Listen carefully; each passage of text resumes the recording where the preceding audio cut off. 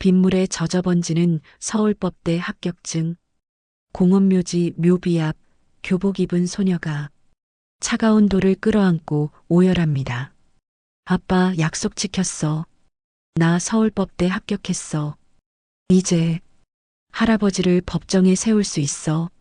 멀리서 지팡이 짚은 노인이 다가옵니다. 소녀는 놀라 도망치고 바닥엔 낡은 지갑과 민사소송 준비 메모만 남았습니다. 복수를 꿈꾸던 소녀와 후회하는 할아버지. 이날의 만남은 두 사람의 인생을 송두리째 바꿔놓게 됩니다. 그리고 이 운명적 조우 며칠 전 모든 비극의 씨앗은 이미 뿌려지고 있었습니다. 차가운 대리석 식탁 위로 숟가락 부딪히는 소리만이 날카롭게 울려 퍼집니다. 수천억 자산가 장태준 회장의 아침 식탁이라기엔 너무나 초라합니다. 물에 만 찬밥 한 숟가락, 짭짤한 젓갈 한 점이 전부입니다. 오늘은 10년 전 가난한 여자를 택하겠다며 집을 나갔다가 교통사고로 세상을 떠난 외아들 장우진의 기일입니다. 장태준이 꾸역꾸역 숟가락질을 하고 있을 때 현관 쪽에서 도어록이 해제되는 경쾌한 전자음과 함께 요란스러운 목소리가 정적을 깨뜨립니다. 오빠, 우리 왔어. 화려한 꽃무늬 원피스를 차려입은 여동생 박순자가 양손 가득 백화점 포장 과일 바구니를 들고 들어섭니다. 그 뒤를 이어 조카 박민호가 허리를 90도로 굽히며 인사합니다. 삼촌 안녕하셨어요? 장태준은 눈길조차 주지 않습니다. 박순자가 과일 바구니를 쿵소리 나게 내려놓으며 호들갑을 떱니다. 그녀의 눈은 금고를 향해 빠르게 굴러갑니다. 오빠 오늘 우진이 기일이잖아. 우리가 제사상이라도 좀 도울까 해서 일찍 왔지. 박민호가 장태준의 옆으로 다가와 빈 물컵에 물을 채우며 비굴하게 웃습니다. 삼촌 그래도 가족인데 얼굴도 보고 그래야죠. 삼촌, 사실 제가 사채업자들한테 쫓기고 있어요. 이번 주까지 3억이 없으면 죽을 수도. 박순자가 재빨리 거들며 눈물까지 글썽입니다. 오빠, 우리가 남이야? 죽은 우진이 생각해서라도 조카 한번 살려줘야 하지 않겠어? 장태준이 손에 들고 있던 숟가락을 식탁 위에 거칠게 내리꽂습니다. 탕! 날카로운 금소금이 거실 전체를 쟁쟁 울립니다. 우진이 이름 팔아가며 돈 뜯어낼 궁리만 하는 것들이 감히 어디라고 발을 들여. 장태준이 물컵을 집어 현관 쪽으로 집어던집니다. 와장창 유리가 산산조각 나며 파편이 사방으로 튑니다. 기겁한 박민호가 박순자의 팔을 잡아 끌며 소리칩니다. 엄마 일단 나가요. 삼촌 화나셨어. 박순자가 악다구니를 쓰면서도 밀려납니다. 오빠 나중에 후회하지 마. 핏줄 다 내치고 그 돈 싸 짊어지고 저승 갈 수 있을 것 같아? 쾅! 현관문이 닫히고 집안은 다시 무거운 정막에 잠깁니다. 장태준은 거칠어진 숨을 몰아쉬며 가슴을 움켜쥡니다. 떨리는 손으로 주머니에서 혈압약통을 꺼내 물도 없이 억지로 삼킵니다. 핏줄이라는 게 이렇게 추악한 건가?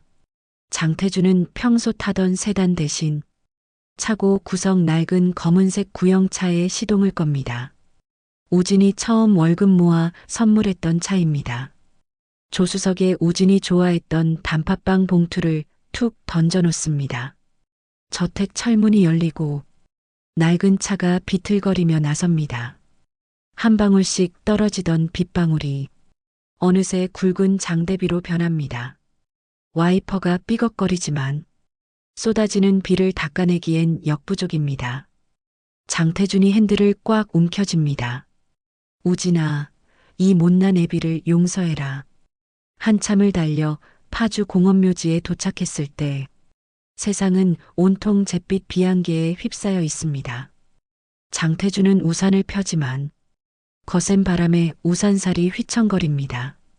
진흙탕이 된 산길을 비틀거리며 오릅니다. 한참을 걸어 우진의 묘역이 눈에 들어올 즈음 낯선 검은 형체가 웅크리고 있습니다. 장태준은 걸음을 멈춥니다. 빗줄기 사이로 낡은 교복을 입은 여학생이 보입니다. 우산도 없이 차가운 묘비석을 끌어안고 있습니다. 장태준은 조심스럽게 다가섭니다. 여학생의 어깨가 슬픔에 들썩입니다. 빗소리 속에서 가느다란 목소리가 들려옵니다. 아빠 나왔어. 비 오는데 와서 미안해. 아빠 약속 지켰어. 나 서울법대 합격했어. 이제 할아버지를 법정에 세울 수 있어. 아빠를 죽게 만든 사람, 내가 꼭 벌 주고 싶어. 장태준의 발걸음이 멈춥니다. 할아버지를 법정에? 복수? 장태준은 떨리는 손에서 우산을 놓칩니다. 툭! 검은 우산이 바닥으로 떨어집니다. 갑작스러운 소리에 놀란 소녀가 화들짝 고개를 돌립니다. 번개가 번쩍이는 찰나 겁에 질린 소녀와 넋나간 장태준의 눈이 마주칩니다. 소녀는 사색이 되어 몸을 일으킵니다.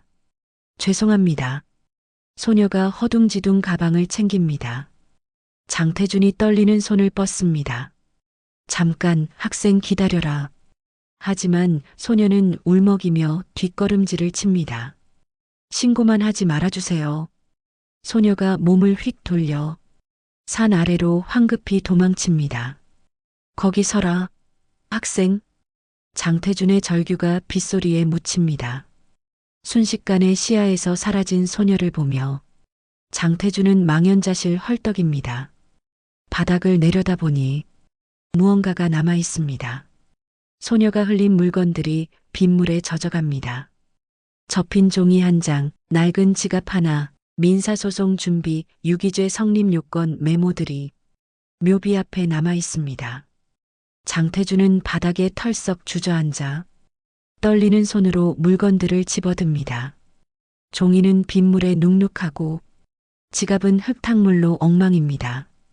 하지만 그의 손은 보물을 다루듯 조심스럽습니다. 이게 대체 무슨 조화란 말이냐? 장태준은 심장이 터질 듯한 긴장 속에서 이것이 꿈이 아니기를 기도합니다.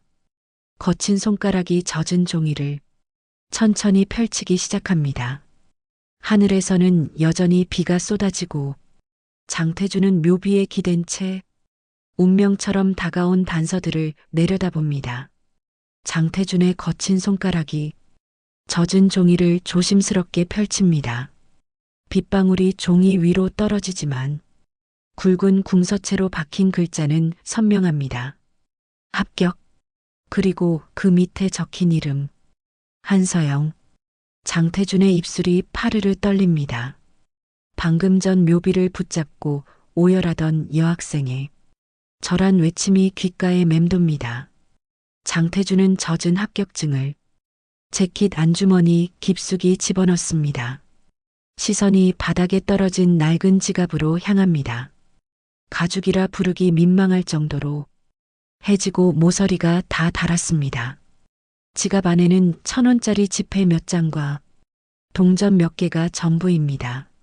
하지만 투명한 신분증 칸에 끼워진 사진 한 장을 보는 순간 장태준의 심장이 덜컥 멈춥니다.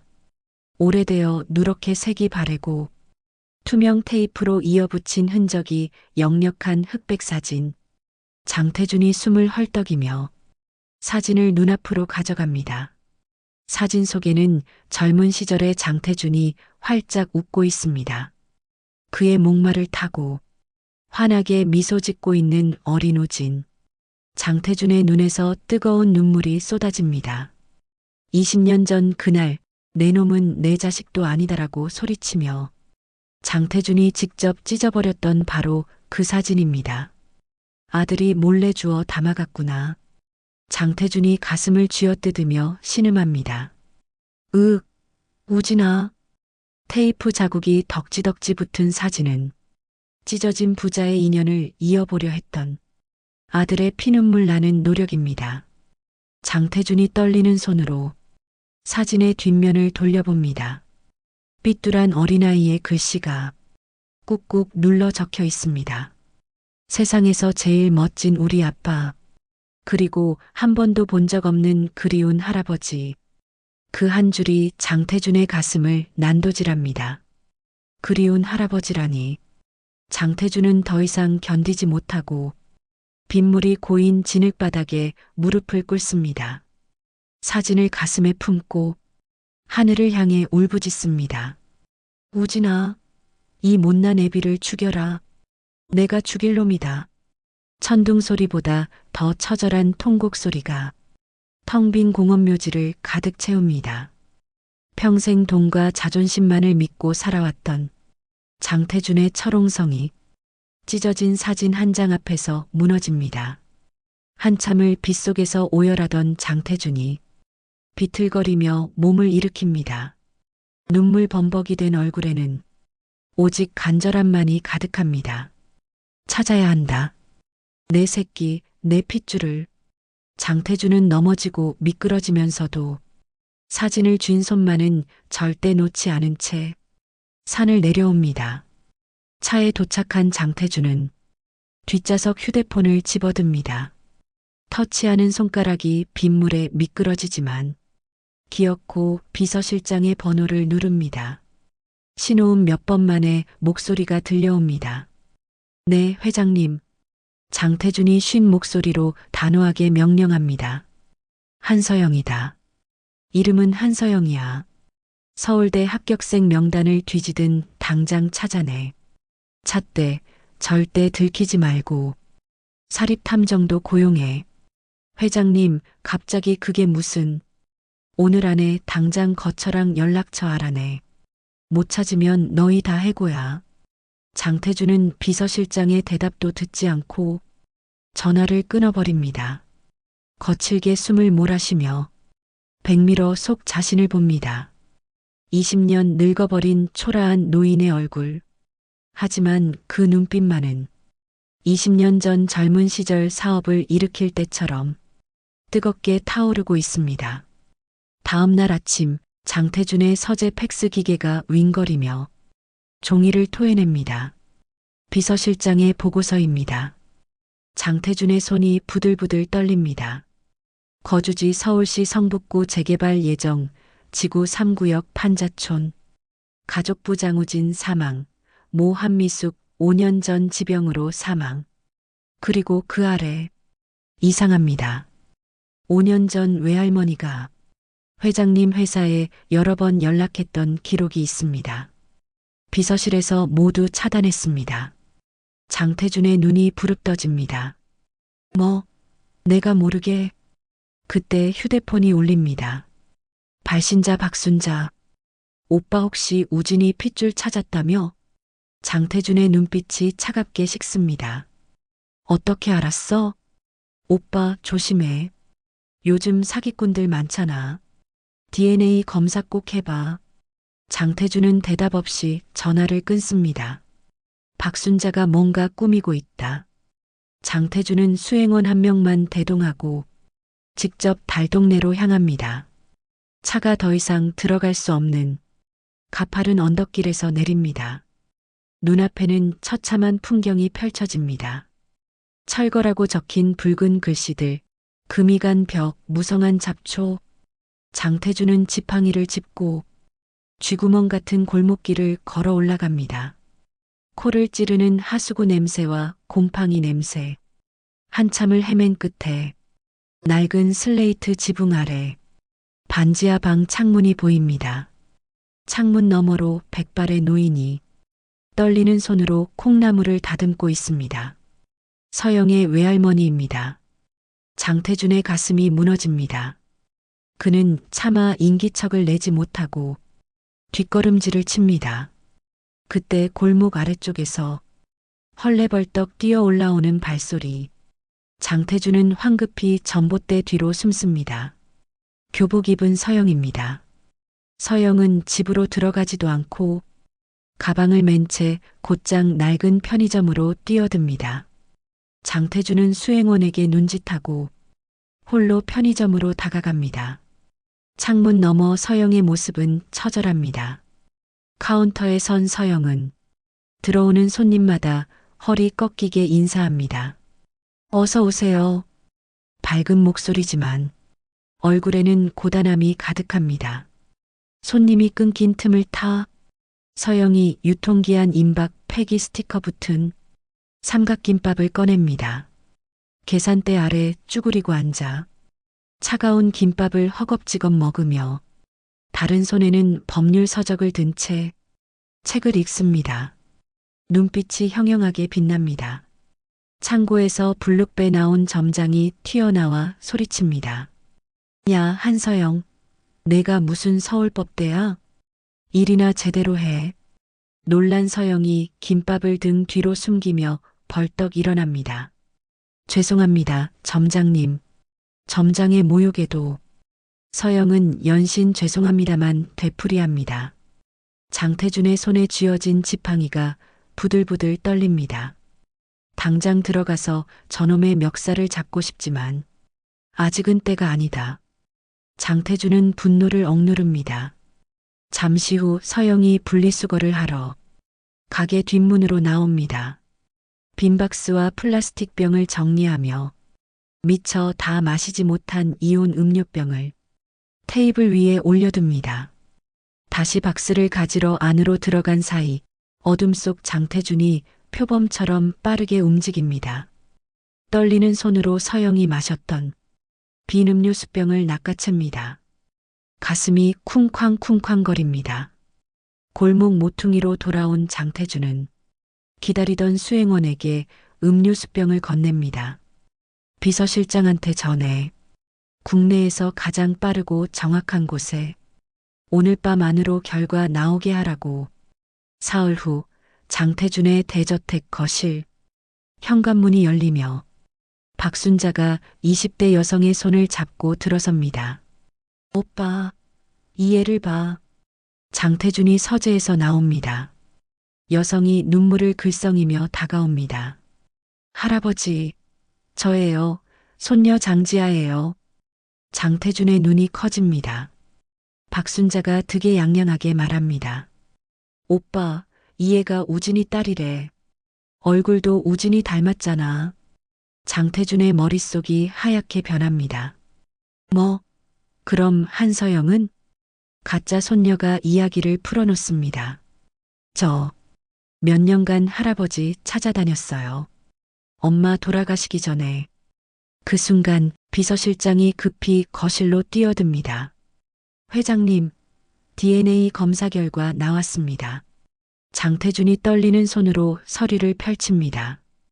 유전자 일치 확률 99.9%. 피검사자 한서영. 진짜 손녀는 한서영입니다. 장태준의 눈빛이 차갑게 식습니다. 감히 죽은 우진이 이름 팔아 사기를. 박순자가 당황하며 손사래를 칩니다. 오빠, 이게 무슨. 바로 그때 비서실장의 휴대폰이 울립니다. 비서실장이 전화를 받더니 얼굴이 새하얗게 변합니다. 회장님, 한서영 양이 편의점에서 폭행당하고 있습니다. 장태준의 얼굴이 일그러집니다. 당장 차대. 마이너스. 편의점 앞. 검은 양복 입은 덩치 큰 사내 셋이 서영을 구석으로 몰아붙입니다. 야, 이 가짜년아. 우리 형님 골탕 먹이려고. 서영이 벽에 등을 붙입니다. 저리 가세요. 폭력배가 서영의 멱살을 잡으려는 순간 서영의 다리가 번개처럼 움직입니다. 탁! 태권도 돌려차기가 폭력배의 옆구리를 강타합니다.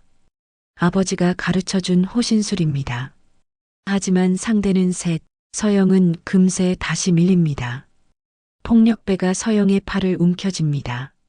바로 그때 검은 세단이 급브레이크를 밟으며 멈춥니다. 차 문이 벌컥 열리고 장태준이 지팡이를 휘두르며 뛰쳐나옵니다. 내 손녀한테 손대지 마. 장태준 뒤로 수행원들이 쏟아져 나와 폭력배들을 제압합니다. 순식간에 상황이 정리됩니다. 장태준이 거친 숨을 몰아쉬며 서영에게 다가갑니다. 괜찮니? 서영은 찢어진 교복을 움켜쥔 채 장태준을 경계하듯 바라봅니다. 장태준이 떨리는 손으로 재킷에서 서류를 꺼냅니다. 이걸 봐라. 유전자 검사 결과다. 너는 내 손녀가 맞다. 서영의 눈동자가 흔들립니다. 그래서요? 차가운 목소리입니다. 이제 안전하다. 할아버지가 지켜줄 거야. 장태준이 손을 뻗으려는 순간 서영이 확 뒤로 물러섭니다. 덕분에 살았네요. 감사합니다. 근데 전 당신이 필요 없어요. 장태준의 손이 허공에서 멈춥니다. 폭력배들 물리쳐 주신 건 고맙지만 그렇다고 제가 당신 손녀 노릇할 생각은 없어요. 서영이 차갑게 말하며 돌아섭니다. 다신 제 앞에 나타나지 마세요. 서영이 절뚝거리며 어둠 속으로 사라집니다. 장태준은 그 자리에 우두커니 서서 손녀의 뒷모습만 바라봅니다. 한참 후 도착한 경찰차에 박순자와 박민호, 폭력배들이 수갑을 찬 채 실려갑니다. 박순자가 악을 씁니다. 오빠, 오해야. 하지만 장태준은 그들을 쳐다보지도 않습니다. 그의 시선은 오직 서영이 사라진 어둠만을 향하고 있습니다. 다음 날 아침 장태준은 서영의 학교 앞에서 기다립니다. 서영이 등교하는 모습이 보입니다. 장태준이 차에서 내려 다가갑니다. 서영아. 서영이 뒤도 돌아보지 않고 걸어갑니다. 장태준이 서영의 앞을 가로막습니다. 이제 다 끝났다. 할아버지가 지켜줄게. 서영이 차갑게 웃습니다. 웃기지 마세요. 너는 내 손녀야. 이제 판잣집 나와서 나랑 함께 살자. 서영의 눈빛이 서늘하게 변합니다. 도와달라고 할 때는 어디 계셨어요? 장태준이 당황합니다. 10년 전 그날 기억 안 나세요? 장태준의 얼굴이 굳습니다. 서영의 목소리가 떨립니다. 아빠가 교통사고로 응급실에 실려갔어요. 의사가 당장 수술하지 않으면 죽는다고 했어요. 근데 우리 엄마는 수술비 500만 원이 없어서 발을 동동 구르다 쓰러졌어요. 장태준의 심장이 쿵 하고 내려앉습니다. 그때 아빠 휴대폰에 저장된 아버지라는 번호를 보고 8살 제가 떨리는 손으로 전화를 걸었어요. 서영의 눈에서 눈물이 흐릅니다. 제발 우리 아빠 좀 살려달라고. 수술비만 빌려주면 제가 평생 갚겠다고. 장태준의 머릿속에서 희미한 기억이 맞춰지기 시작합니다. 10년 전 입찰 경쟁을 앞두고 신경이 날카로워져 있던 그날 밤, 모르는 번호로 걸려온 전화. 할아버지, 저 서영이에요. 아빠가 아파요. 피가 많이 나요. 제발 도와주세요. 수술비만 빌려주세요. 서영이 당시 자신의 목소리를 재현하며 울먹입니다. 장태준의 입술이 파르르 떨립니다. 그리고 자신이 내뱉었던 한마디. 또 보이스피싱이야? 시끄러워. 다신 전화하지 마. 장태준의 얼굴이 새하얗게 변합니다. 전화 받으셨잖아요. 시끄러우니까 끊어. 다신 전화하지 마. 그게 당신이 한 말이에요. 장태준이 망치로 뒤통수를 맞은 듯 비틀거립니다. 그게 내가. 서영이 눈물을 흘리며 계속합니다. 끊긴 전화를 붙들고 울었어요. 아빠는 수술대에도 못 올라가고 복도에서 그냥 식어갔어요. 장태준의 다리에 힘이 풀려 그 자리에 털썩 주저앉습니다. 당신이 우리 아빠 죽인 거예요. 살인자나 다름없어요. 장태준의 입에서 신음이 새어나옵니다. 미안하다. 몰랐다. 정말 몰랐어. 서영이 핸드백에서 명함과 돈봉투를 꺼내 장태준의 얼굴을 향해 뿌립니다. 이 더러운 돈으로 양심 사려고요? 전 당신을 용서 안 해요. 절대로. 명함과 지폐들이 허공에 흩날립니다. 그거 아세요? 엄마가 5년 전에도 당신 회사에 전화했대요. 손녀가 있다고 도와달라고. 근데 당신네 비서들이 다 막았대요. 당신은 그것도 몰랐죠? 장태준의 눈동자가 흔들립니다. 서영이 등을 돌립니다. 다시는 제 앞에 나타나지 마세요. 서영이 학교 안으로 사라집니다. 장태준은 바닥에 주저앉은 채 흩어진 명함과 돈을 멍하니 바라봅니다. 평생 모은 이 돈들이 핏줄의 원망 앞에서는 휴지 조각에 불과합니다. 수행원이 당황하여 다가옵니다. 회장님, 장태준이 고개를 저으며 손을 밀어냅니다. 두어라. 잡을 자격도 없다. 장태준은 비틀거리며 차에 오릅니다. 텅 빈 대저택으로 돌아온 장태준은 침실에 틀어박힙니다. 눈을 감으면 10년 전 수화기 너머 아이의 울음소리가 방금 전 살인자라고 외치던 손녀의 표정이 환영처럼 떠올라 그를 괴롭힙니다. 그날 밤 비가 내립니다. 서영은 버스 정류장 벤치에 홀로 앉아 젖은 합격증을 손에 쥔 채 멍하니 바라봅니다. 빗방울이 합격증 위로 떨어져 글자를 번지게 만듭니다.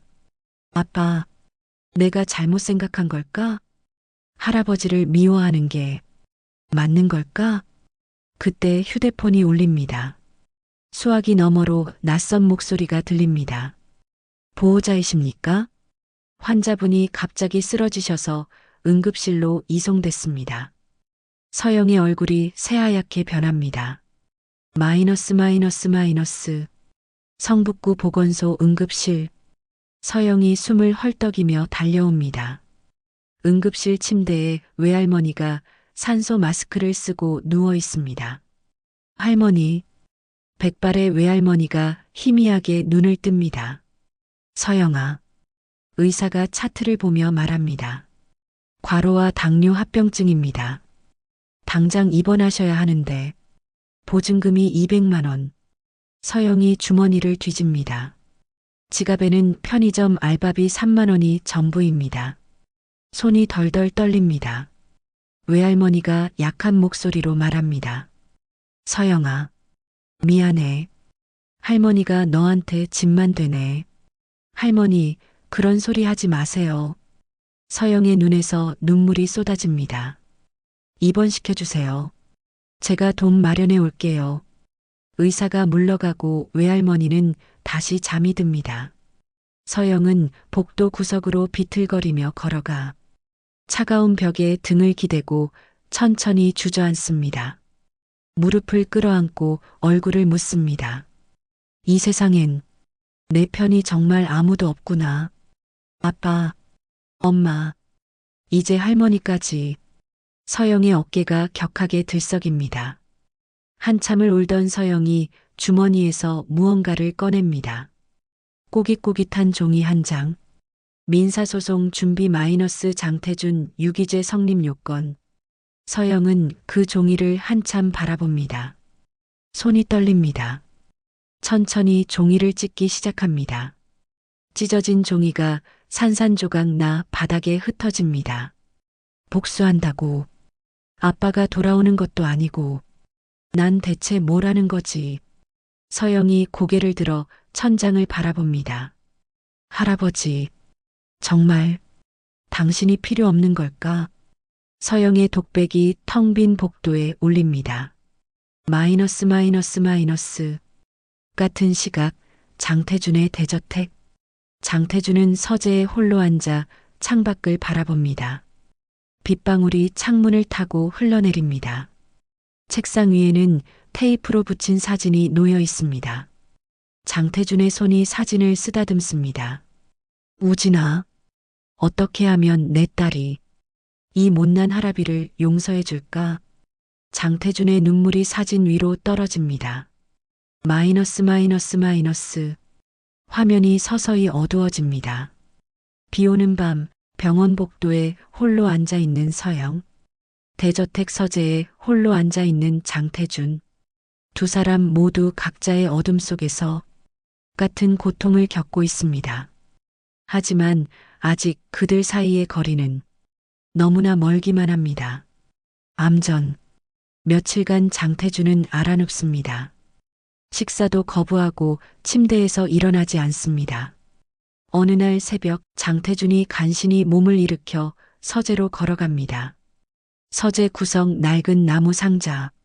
10년 전 우진이 죽은 후 한 번도 열어보지 못했던 유품 상자입니다. 장태준이 떨리는 손으로 상자를 엽니다. 먼지가 날립니다. 낡은 옷가지, 수첩, 그리고 피로 얼룩진 종이 한 장. 미완성 편지입니다. 아버지께 그동안 너무 죄송했습니다. 제가 드디어 작은 회사지만 성공했습니다. 아버지께 떳떳하게 인사드릴 수 있게 됐습니다. 다음 주에 서영이를 데리고 찾아뵙겠습니다. 제 딸, 아버지 손녀를 꼭 보여드리고 싶습니다. 사랑합니다, 아버지. 마이너스 아들 우진올. 편지는 여기서 끊겨 있습니다. 피 얼룩이 마지막 문장을 지우고 있습니다. 장태준이 편지를 가슴에 꽉 껴안고 무릎을 꿇습니다. 우진아, 내가 오려던 참이었구나. 장태준의 오열 소리가 서재를 가득 채웁니다. 한참을 울던 장태준이 편지를 품에 넣습니다. 늦었지만 이제라도 제대로 해야 한다. 마이너스. 다음 날 아침 장태준은 양복 대신 낡은 점퍼를 입고 재래시장으로 향합니다. 서투르게 장을 보고 요리를 배웁니다. 마이너스. 그날 저녁 장태준은 서영의 판잣집 앞에 섭니다. 손에는 장바구니가 가득합니다. 외할머니 최은희가 문을 엽니다. 장태준이 천천히 무릎을 꿇습니다. 사돈 어른, 이 죄인을 용서해 주십시오. 아니, 회장님, 어서 일어나세요. 저는 일어날 자격이 없습니다. 제발 이 아이 밥 한 끼만이라도 제 손으로 해먹이게 해주십시오. 외할머니가 긴 한숨을 내쉬며 장태준을 일으킵니다. 들어오세요. 마이너스. 좁은 부엌. 장태준이 서투른 솜씨로 생선을 굽고 국을 끓입니다. 떨리는 손으로 생선 가시를 하나하나 발라냅니다. 작은 밥상 위에 김이 모락모락 나는 흰쌀밥과 소박한 반찬들이 올라옵니다. 병원에서 돌아온 서영이 밥상 앞에 앉습니다. 여전히 경계하는 눈빛입니다. 외할머니가 먼저 숟가락을 듭니다. 서영아, 어서 먹자. 서영이 머뭇거리다 숟가락을 듭니다.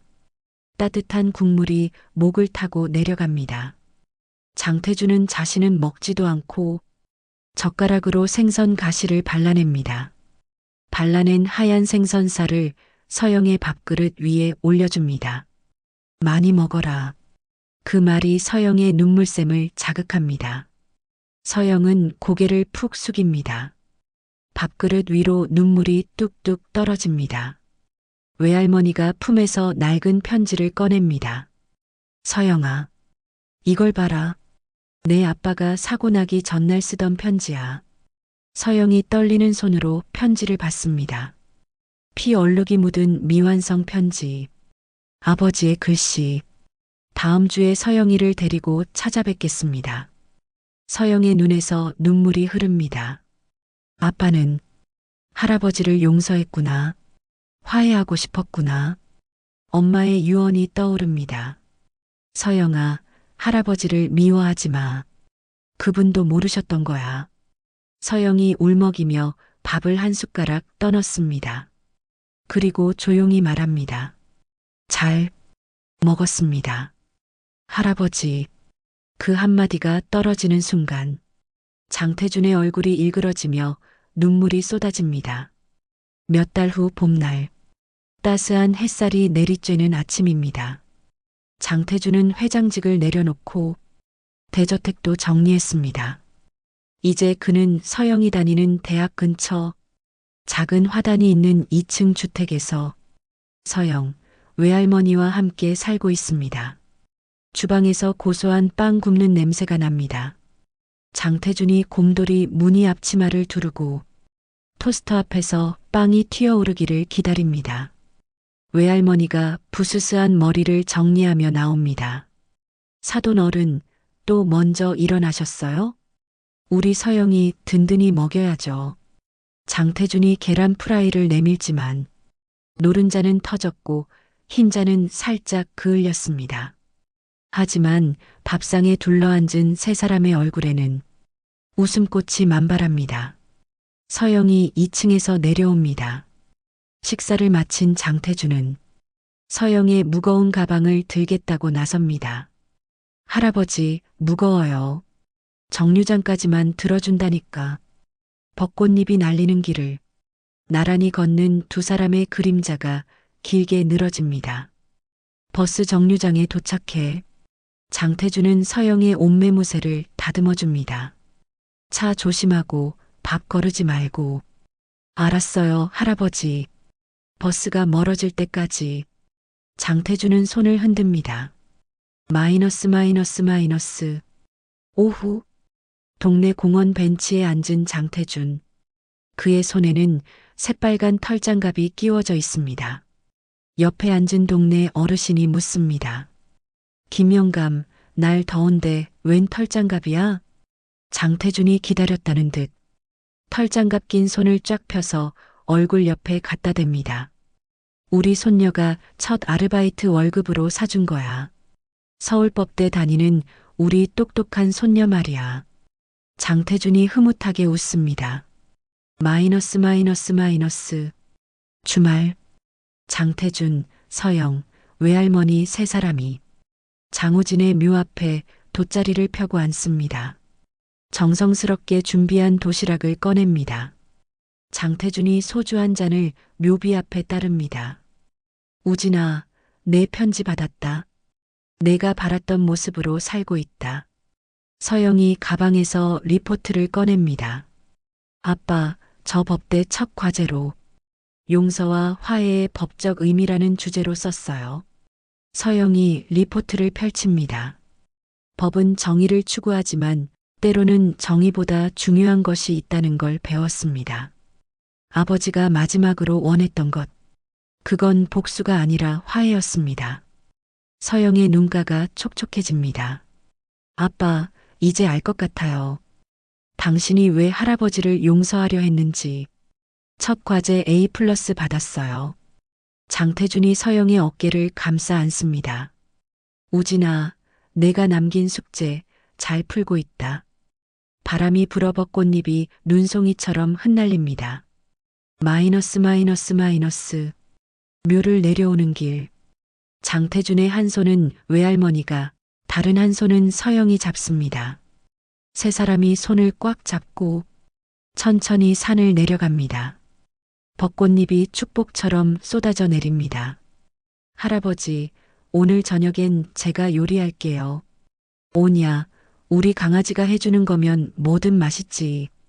평생 수백억의 돈으로도 살 수 없었던 행복이 지금 장태준의 주름진 손 안에 담겨 있습니다. 피는 물보다 진하고 사랑은 돈보다 강하다는 평범한 진리를 가슴에 새기며 장태준과 그의 새로운 가족은 봄의 한가운데로 걸어갑니다.